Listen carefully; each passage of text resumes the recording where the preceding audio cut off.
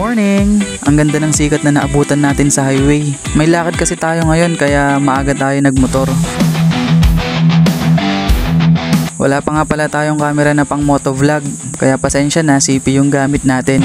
May ngarag sa video or merong vibration. Kasi nga, nasa selfie stick lang yung phone tapos nakasiksik lang dun sa bag na nasa harapan. Kaya medyo maalog lang siya kapag maalog din yung motor. Next time, bibili tayo ng camera na may stabilizer. Saka yung camera holder na pwede na gamitin sa pang motovlog.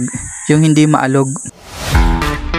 Ang ganda ng view, di ba? Magpatayo ka ng bahay dito, tapos araw-araw ganyan yung tanawin na makikita mo. Oo nga pala, na-stuck tayo sa daan. May parada kasi. Nalituloy tayo dun sa pupuntahan. Kailangan din kasi nating huminto at patapusin yung prosesyon. May mga palaspas nga pala silang dala, tapos may mga anghel din na bata na papunta sa simbahan.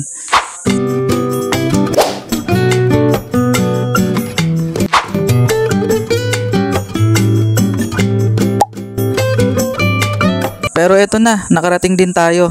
Dito nga pala natin gagawin yung mangrove tree planting at coastal cleanup activity. Dito yan sa Wetland Park sa Balanga City, Bataan.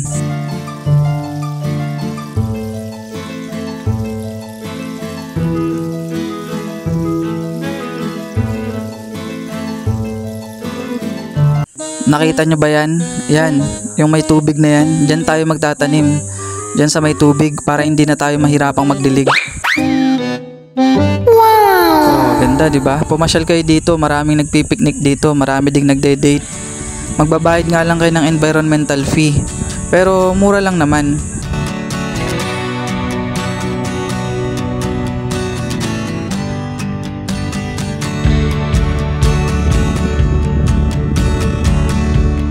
Video to video. Video yan. Tropang letra, no? Kita din. Kuya. Hello. Mga letranista pa lang. Hey Gaspar. Pinakamaangas, pinaka-pogi sa letra. Hello. Dapat may hi yan. Hi, video.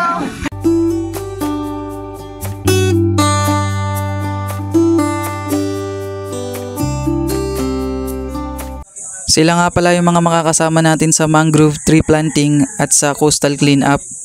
Mga iba't ibang grupo, pero karamihan ng mga kasama ko dito ay yung galing din dun sa school na pinagmulan ko nung college, mga taga-letran.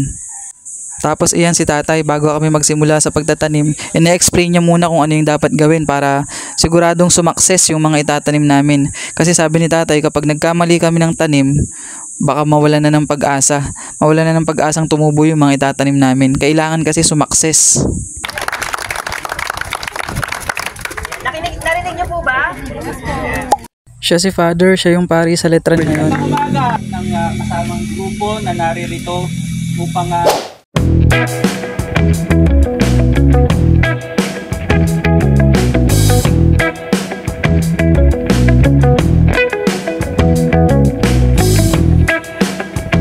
Gaspar, dapat pantay-pantay yung hatian dyan, ha? Oh, sige. Dalawa sa'yo, pwede naman. Okay, Gaspar. Ito yung lulubog. Ito yung nasa ibabaw. Yung may sibol.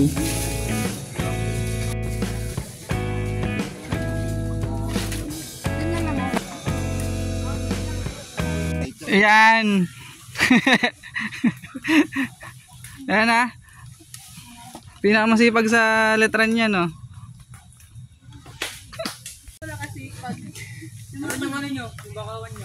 Andun mo na, tinabi muna namin. Ako magtatanim na natin yung kahoy. Sige, ngayon na. Yay! Yung magtatanim na doon? Yung nagtatanim na rin.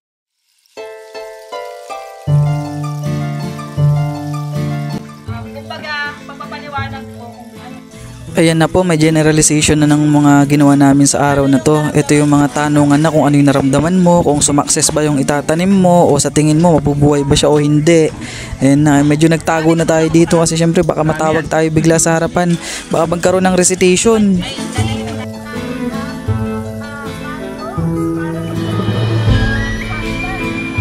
At ang pinakapaborito ko, kainan na. At pagkatapos natin kumain, nagpaalam na tayo sa kanila para umuwi. Pero wag muna kayong umalis kasi may mga ipapakita pa akong picture sa inyo. Mga picture ko kanina doon sa habang ginagawa yung activity. Siya si Father, siya yung bagong pari sa Letran. Ngayon lang kami nagkakilala kasi wala naman siya sa Letran Bataan nung nag-aaral ako. Nasa ibang lugar siya noon. Eto naman si Kuya Gaspar, kilalang kilala ko yan kasi empleyado siya sa Letran nung nag-aaral ako doon. Masaya at napakabait niyan si Kuya Gaspar, masayang kasama. Eto naman yung picture namin. At eto yung picture ko.